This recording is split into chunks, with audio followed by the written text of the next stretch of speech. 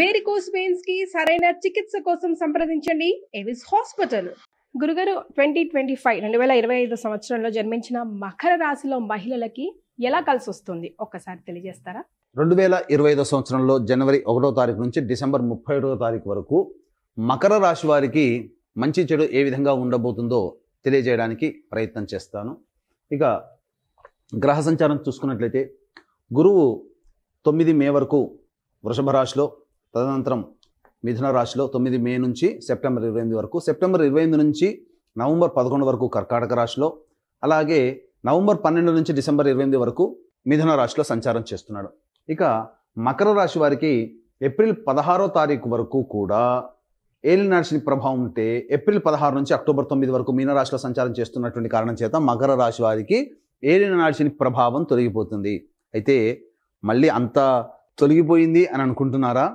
July 8న మీనంలోనే వక్రీకరించి కుటుంబ శని దోష అనగా ఏలినాటి శని దోష ప్రభావాన్ని మళ్ళీ చూపిస్తున్నాడు. మళ్ళీ ఎప్పటి నుంచి? జూలై 8 నుంచి అక్టోబర్ 9 వరకు మళ్ళీ కుంభరాశిలోనే వక్రీకరించి మళ్ళీ ఏలినాటి శని ప్రభావం. కాబట్టి కొన్ని రోజులు మాత్రమే మకర రాశి వారు ఏలినాటి శని దోషం నుంచి తప్పించుకుంటారు. మళ్ళీ మిగతావన్నీ కూడా ఈ యొక్క సంబంధించినటువంటి ఏలినాటి శని దోషాన్ని మళ్ళీ తిరిగి పొందుతున్నారు. కాబట్టి గతంలో వల్లే మకర రాశి వారికి కూడా ఈ ఏలినాటి శని దోష ప్రభావం తొలగిపోతుంది అనేటువంటి మాట కొంతవరకు నిజము. చాలా మటుకు తొలగిపోకుండా మళ్ళీ శని ప్రభావాన్ని కంటిన్యూ అవుతుంది.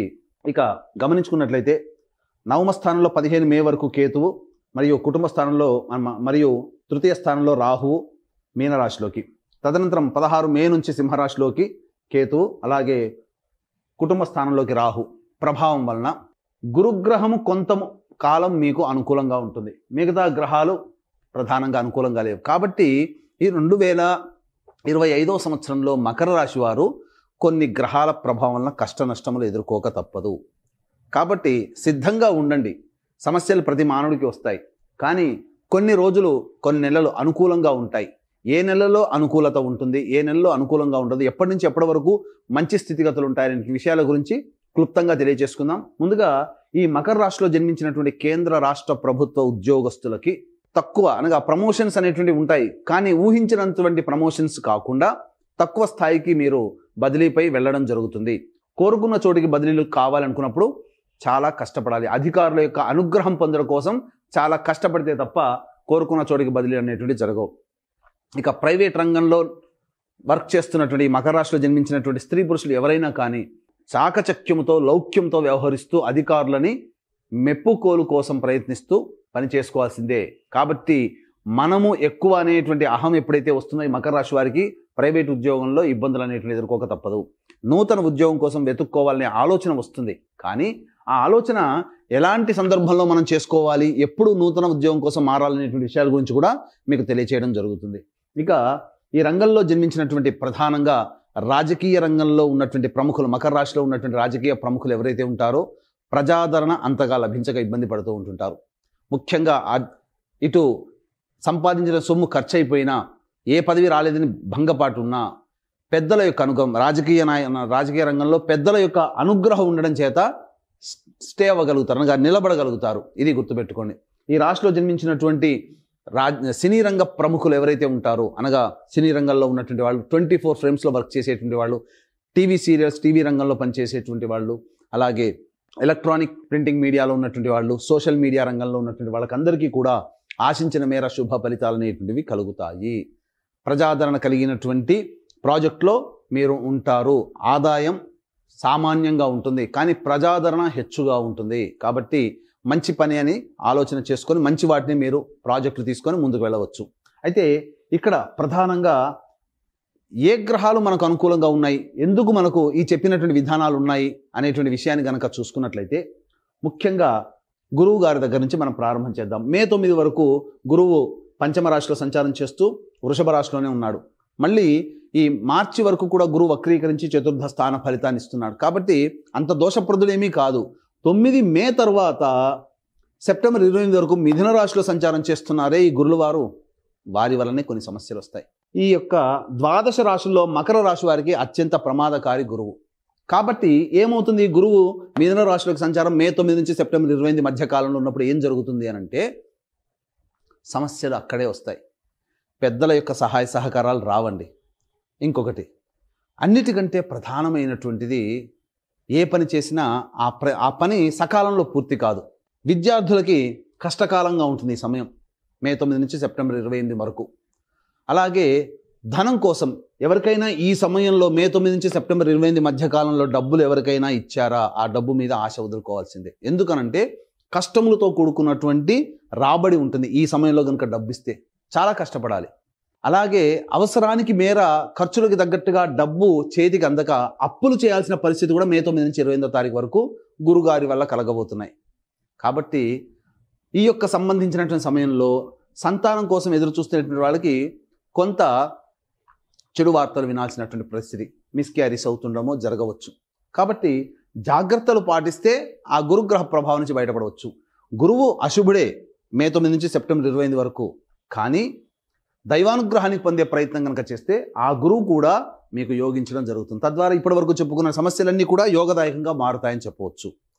ఇక ప్రధానంగా ఈ ఎఫ్ఎంసీజీ రంగము, ఎఫ్ఎంసీజీ రంగము సంబంధించి జనరల్ స్టోర్స్, సూపర్ మార్కెట్స్ నడిపేటువంటి వాళ్ళు, బోర్డింగ్ అండ్ లాడ్జింగ్ నడిపేటువంటి వాళ్ళు, రెస్టారెంట్స్ నడిపేటువంటి వాళ్ళు, అలాగే ఎడ్యుకేషనల్ బిజినెస్లో ఉన్నవాళ్ళు, జ్యువెలరీ రంగంలో ఉన్నటువంటి వాళ్ళు, తీర్థయాత్రలు బిజినెస్లు, పూజా స్టోర్స్ నడిపేటువంటి వాళ్ళు, వీళ్ళైతే ఎవరైతే ఉంటారో ఏవైనా మీ ప్రణాళికలు ఏవైతే ఉంటాయో మే 9 లోపలనే చేసుకోవడానికి ప్రయత్నం చేయండి. అనుకూలంగా ఉన్నటువంటి సమయం మే 9 నుంచి సెప్టెంబర్ 28 వరకు అనుకూలత లేదు. మరి సెప్టెంబర్ 28 తర్వాత గురువు గారి పరిస్థితి ఏంటి? మకర రాశి వారికి గురువు సెప్టెంబర్ 28 నుంచి నవంబర్ 11 45 రోజుల పాటు యోగదాయకంగా ఉంటున్నాడు. చక్కగా ఉంటుంది ఈ సెప్టెంబర్ 28 నుంచి నవంబర్ 11 వరకు. ఇక మళ్ళీ నవంబర్ 12 నుంచి డిసెంబర్ 28 వరకు, డిసెంబర్ సంవత్సరం మొత్తం కూడా చూసుకున్నట్లయితే గురువు కర్కాటక రాశిలో ఉన్న వక్రీకరించినటువంటి ఫలితం చేత మళ్ళీ మిథున రాశి ఫలితాలను ఇస్తాడు. తద్వారా ఏమవుతుంది, సంవత్సరం మొత్తంలో మే 9 వరకు, మళ్ళీ సెప్టెంబర్ 29 నుంచి నవంబర్ 11 45 రోజులు ప్లస్ మే 9 అనగా జనవరి, ఫిబ్రవరి, మార్చి, ఏప్రిల్ 120 ప్లస్ 45 165 ప్లస్ 9 అంటే మొత్తం కలిపి 175 రోజులు. అంటే సరి సమానంగా 6 నెలలు అనుకూలంగా ఉంటాడు గురువు, 6 నెలలు అనుకూలంగా ఉండడు.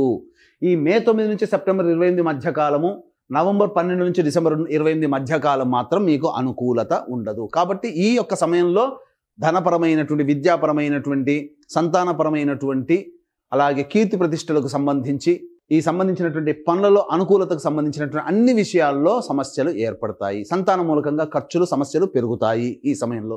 ఇది గుర్తుపెట్టుకోండి. ఇక శని భగవాన్ల వారి దగ్గరికి వద్దాం. శనివారు ఎలా ఉన్నారు? మకర రాశి నుంచి చూసుకున్నట్లయితే 16 ఏప్రిల్ వరకు ఏలిన నాటి శని ప్రభావం అనేటువంటిది మకర రాశి వారికి ఉంది. తదనంతరం సంతోషపడాలి, ఎందుకంటే ఏప్రిల్ 16 నుంచి అక్టోబర్ 9 వరకు మీన రాశిలోకి. ఇక ఏలినాటి శని దోషం పోయిందండి, హ్యాపీ అని అనుకుంటామా? కానీ జూలై 8న మళ్ళీ వక్రీకరించి మళ్ళీ ఏలినాటి శని ప్రభావాన్ని ఇస్తున్నాడు. ఎప్పటి వరకు? జూలై 8 నుంచి అక్టోబర్ 9 వరకు.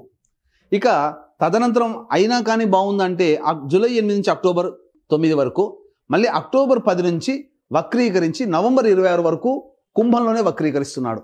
కారణం చేత కుంభంలో వక్రీకరించడం మళ్ళీ జన్మశనికి వస్తున్నాడు. జన్మశని ఫలితాలు అనేటువంటివి వస్తాయి. ఎప్పుడు ఫ్రీ అవుతారో? నవంబర్ 26 నుంచి డిసెంబర్ వరకు, అంటే 31 ప్లస్ 5 రోజులు, 36 రోజులు. ఇక్కడ మళ్ళీ ఏప్రిల్ 16 నుంచి జూలై 8 అనగా ఏంటి? 16 ఏప్రిల్, మే, జూన్ 16, 16 ప్లస్ 14 8 22 ప్లస్ ఎంత? 60 ప్లస్ 22 ఎంత అయిందండి? 82. ఇక్కడ 35, మొత్తం కలిపితే 82 35 మొత్తం మీకు 117 రోజులు, అంటే సరి సమానంగా 118 రోజులు వేసుకోండి. ఈ 118 రోజులే శని మీకు అనుకూలంగా ఉంటాడు. మిగతా సమయమంతా కూడా ఏలిన నాటి శని దోషంలోనగా సంబంధించి జన్మశని, కుటుంబ శని దోషంలో ఈ మకర రాశి వారు ఉంటారు. కాబట్టి ఇటు గురువుగారు, ఇటు శనివారు, వీరిద్దరు కూడా అనుకూలంగా లేని కారణం చేత సమస్యలు అనేటువంటివి ఉంటాయి. ముఖ్యంగా ఈ యొక్క మకర రాశిలో జన్మించినటువంటి వారు కష్టే ఫలి అన్నట్టు చందంతో ఉండాలి. పోరాట పటిమతో మీరు చేసుకోవాలి తప్ప సాదాసీదాగా చేసుకుంటాము, చదువుకుంటామంటే మాత్రం తప్పదు. జ్ఞాపక శక్తి తక్కువగా ఉంటుంది. ఇక అధికారులకి, కింది స్థాయి ఉద్యోగస్తులు ఎవరైతే ఉంటారో వాళ్ళ సహాయ సహకారాలు అందకుండా ఉండడం, ప్రతి పని మీరే చేసుకోవాల్సి రావడం అనేటువంటిది ఉంటుంది. అంటే దీని అర్థం ఏంటి? ఈ మకర రాశిలో జన్మించినటువంటి వాళ్ళు 2025వ సంవత్సరంలో మీ పని మీరే చేసుకోవాలి, ఎదుటి వాళ్ళ మీద ఆధారపడకూడదు అనేటువంటి విషయాన్ని గమనించుకోవాలి. ఇక రాహుకేతుల ప్రభావం కనుక చూసుకున్నట్లయితే ఈ సంబంధించినటువంటిది కేతు 16 మే నుంచి అష్టమ స్థానంలో, రాహు ద్వితీయ స్థానంలో. కాబట్టి 16 మే తర్వాత వాహనాన్ని నడిపేటప్పుడు జాగ్రత్తలు పాటించాలి. ఆకస్మికంగా మీకు సంబంధించి ఎనీ ఇన్ఫర్మేషన్ ముందుగా ఎటువంటి సైన్ లేకుండానే మీకు అనారోగ్య సమస్యలు రావచ్చు. కాబట్టి జాగ్రత్తలు పాటించండి. ఆకస్మికంగా వస్తాయి, మీకు గుర్తి తెచ్చి సమస్యలు రావు. ఆకస్మిక సమస్యలు రాహుకేతుల వల్ల వస్తాయి. కాబట్టి రాహుకేతుల యొక్క అనుగ్రహాన్ని, గురుశనుల యొక్క అనుగ్రహాన్ని సంపూర్ణంగా ఈ రాశి వాళ్ళు పొందాలి. ఇక గమనించుకున్నట్లయితే ఈ రాశిలో జన్మించినటువంటి వాళ్ళకి ప్రధానంగా రైతులకి సామాన్యంగా 2 పంటలు సామాన్యంగానే ఉంటాయి. రియల్ ఎస్టేట్ రంగంలో ఉన్నటువంటి వారికి ప్రధానంగా చూసుకున్నట్లయితే నూతన ప్రాజెక్టులు చేపట్టకపోవడమే చాలా మంచిది. ఉన్న ప్రాజెక్ట్ని కంటిన్యూ చేసుకోవడమే చాలా మేలు అనేటువంటి విషయాన్ని గమనించుకోవాలి. అన్నిటికంటే మించి అప్పుగా మీరు ఏది ఇచ్చినా అది తిరిగి రాబట్టుకోవడానికి చాలా కష్టపడాల్సి వస్తుంది. కాబట్టి నిర్మోహమాటంగా ఈ సంవత్సరం డబ్బు విషయంలో మీరు జాగ్రత్తలు పాటించండి. ఇక గమనించుకున్నట్లయితే ప్రధానంగా ఈ సంబంధించినటువంటిది నిరుద్యోగస్తులకి ఎప్పుడు ఉద్యోగ లభ్యత ఉంటుంది. ఇక మార్చి 13 నుంచి ఏప్రిల్ 12 మధ్య కాలంలో ఈ సమయంలో మీ నిరుద్యోగస్తులకి ఉద్యోగ లభ్యత ఉంటుంది. మరియు పనిచేస్తున్నటువంటి వాళ్ళకి ప్రమోషన్స్ కలిగినటువంటి సమయం కూడా ఈ సందర్భంలోనే మీ పేరు నోటెడ్ అయిపోతుంది. ఇక తర్వాత మళ్ళీ ఉద్యోగం మారాలి, చేస్తున్నటువంటి సమస్యలు ఎక్కువగా ఉన్నాయి, ఉద్యోగం మార్పు ఏ నెలలో అయితే బాగుంటుందని ఆలోచించేటువంటి వాళ్ళకైతే ప్రధానంగా జూన్ 14 నుంచి జూలై 14 మధ్యకాలంలో కొత్త ఉద్యోగంలో మార్పులు చేర్పులు చోటు చేసుకుంటాయని చెప్పవచ్చు. ఇక ప్రధానంగా చాలా సంవత్సరాలు నెలలు ఓపిక పట్టాం, ఇక మా వల్ల కావట్లేదు, ఈ సంవత్సరంలో మాకు ఉద్యోగంలో ప్రశాంతత లేదు అనుకునేటువంటి వాళ్ళు అప్పుడు అక్టోబర్ 16వ తారీఖు నుంచి డిసెంబర్ 14వ తారీఖు వరకు కూడా మీరు నూతన ఉద్యోగం కోసం ప్రయత్నం చేయవచ్చు. లేదా ఈ చెప్పినటువంటి సమయంలో మీకు ఉద్యోగంలో ప్రశాంతత, అభివృద్ధి, బాధ్యతలు పెరగడం ఇవన్నీ కూడాను ఈ చెప్పినటువంటి సమయంలో కలుగుతాయి.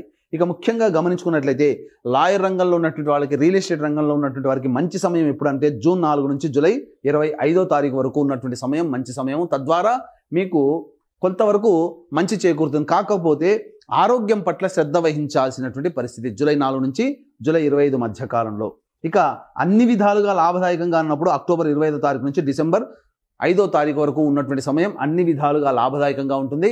అన్ని రంగాలలో ముఖ్యంగా రియల్ ఎస్టేట్ రంగంలో రైతులకి సంబంధించి, అలాగే లాయర్లు, అడ్వకేట్ బిజినెస్లో ఉన్నటువంటి వాళ్ళకందరికీ కూడాను మంచి శోభాయమానంగా ఆనందకరంగా ఉంటుందని చెప్పవచ్చు. ఇక సాఫ్ట్వేర్ రంగంలో ఉన్నటువంటి వాళ్ళు, ఈ యొక్క మకర రాశిలో జన్మించిన వాళ్ళు ఎవరైతే ఉంటారో కొన్ని ఇబ్బందులు పడక తప్పదండి. గమనించాల్సిందే, ఇబ్బందులు పడక తప్పదు. కాబట్టి ఉద్యోగ భద్రత కోసమే దైవానుగ్రహాన్ని పొందే ప్రయత్నం చేయాలి.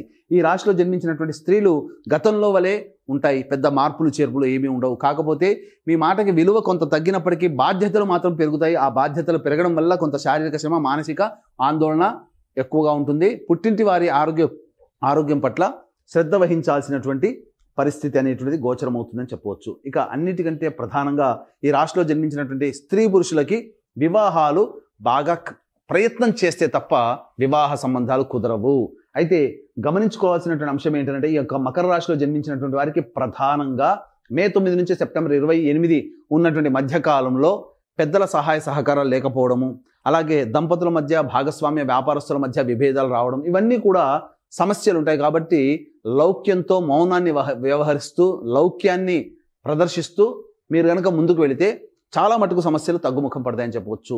ఈ యొక్క మకర రాశిలో జన్మించినటువంటి వారికి ప్రధానంగా వివాహం అయితే మీ భార్య లేదా భర్త, మీ కడుపున పుట్టిన సంతానం యొక్క జాతకాలు కూడా మీ మీద ప్రభావం చూపుతాయి. వివాహం కాకపోతే తల్లిదండ్రుల జాతకం మరియు తోడబుట్టినటువంటి వాళ్ళ జాతకం కూడా మీ మీద ప్రభావం చూపుతాయి. కాబట్టి కుటుంబ సభ్యులు ఎవరైనా కానీ అందరూ సంతోషంగా ఉండాలి. వాళ్ళ యొక్క సంకల్పం, మీ సంకల్పం ఈ 2025 సంవత్సరంలో నెరవేరాలి అనేటువంటి ఒక సదుద్దేశంతో, దైవానుగ్రహం మకర రాశి వారికి అందరికీ అందించాలనేటువంటి ఒక సదుద్దేశంతో ఈ జాతకరీత్యా కలుగు విద్య, వివాహ, ఉద్యోగ, దాంపత్య, సంతాన, అనారోగ్య సమస్యల నివారణకి ఈ 12 రాశుల వారికి కూడా శని దోషము ఉంటుంది. కాబట్టి శని దోష నివారణ హోమాలలో భాగంగా సర్వదోష నివారణ హోమాలు మీ యొక్క సంకల్పం సిద్ధించాలనేటువంటి ఉద్దేశంతో ప్రతి నెల ఒక్కొక్క పుణ్యక్షేత్రంలో ఈ యొక్క జనవరి 1 నుంచి డిసెంబర్ 31 వరకు 12 నెలల్లో 12 క్షేత్రాలలో మీ గోత్రనామాదులతో, మీ కుటుంబ సభ్యుల గోత్రనామాదులతో సర్వదోష నివారణ పూజల హోమాలు అనేటువంటివి చేయించడం జరుగుతుంది. దీనికి శ్రీకాళహస్తిలో కానీ శ్రీశైలంలో కానీ జనవరి 13వ తారీఖు రోజున ఏర్పాటు జరుగుతుంది. అవకాశం ఉన్న వాళ్ళు కార్యక్రమ తదనంతరం కాంటాక్ట్ చేసి మీ కుటుంబ సభ్యుల గోత్రనామాలు రిజిస్ట్రేషన్ ఎలా చేసుకోవాలో తెలుసుకోగలరు. ఇక తండ్రి వైపు 6 తరాలు, తల్లి వైపు 3 తరాలు, భర్త వైపు 6 తరాలు, భార్య వైపు 3 తరాల్లో ఏవైనా దుర్మరణాలు ఉన్నా, liver failure, kidney failure, cancer రోగాలతో లేదా 60 సంవత్సరాల లోపల మీ కుటుంబ సభ్యులు ఎవరైనా మరణించినా వాటిని పితృదోషం లేదా పితృశాపం అంటారు. కాబట్టి ప్రతి నెల పితృదోష నివారణ పూజలు మన పీఠం ఆధ్వర్యంలో జరపబడుతున్నాయి. వాటి వివరాలు కూడా మీ కార్యక్రమ తదనంతరం కాంటాక్ట్ చేసి తెలుసుకోవచ్చు. ఇక ఈ సంబంధించినటువంటి మకర రాశిలో జన్మించినటువంటి వారు ప్రధానంగా సమస్యల ఎదురైనప్పుడు సమస్యల నివారణ కోసం లేదా చక్కగా ఈ 2025లో ఆనందంగా ఉండాలనేటువంటి భావించేటువంటి వాళ్ళు ప్రతిరోజు దత్త అష్టకం, కాలభైరవాష్టకం, రుద్ర కవచం రోజుకి 3 సార్లు పఠించండి. ఈ ప్రతిరోజు చేస్తున్న దీనికి విభిన్నంగా మీ యొక్క జీవితం ఉన్నట్టయితే మీ జన్మజాతకంలోని నడిచేటువంటి గ్రహ దశాంతర్దశల ప్రభావాలు కావున దగ్గరలోని మంచి ఉపాసనా పరులైనటువంటి జ్యోతిషుల్ని సంప్రదించి వారి సలహాలు సూచనలు పాటించి మరింత మెరుగైన జీవితాన్ని పొందుతారని ఆశిస్తూ సర్వం శ్రీ ఉమామహేశ్వర పరబ్రహ్మార్పణమస్తు. ధన్యవాదాలు.